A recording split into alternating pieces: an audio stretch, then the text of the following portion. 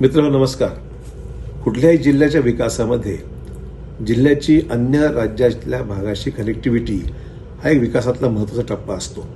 आणि मला आनंद आहे नांदेड जालना समृद्धी महामार्गाचा आज निविदेच्या प्रक्रियेला ही रीतसर सुरुवात झालेली आहे. मार्च 21च्या अर्थसंकल्पामध्ये आपल्या समृद्धी महामार्गाचा उल्लेख प्रथम त्या ठिकाणी झाला. त्यानंतर शासन निर्णय जारी झाला, भूसंपादनाची प्रक्रिया सुरू झाली. आता निविदाही प्राप्त झालेल्या आहेत, ती प्रक्रिया आता सुरू झालेली आहे.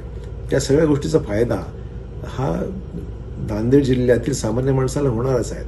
व्यापाऱ्यांना होणार, विद्यार्थ्यांना होणार, त्याबरोबर शेतकऱ्यांना निश्चित होणार. या सगळ्या लोकांच्या एक सामान्य माणसाच्या जीवनामध्ये एक आमूलाग्र बदल या समृद्धी महामार्गाच्या माध्यमातून, विकासात्मक कामाच्या माध्यमातून निश्चित त्याचा फायदा आगामी काळात आपल्याला दृश्य पद्धतीने पाहायला मिळेल.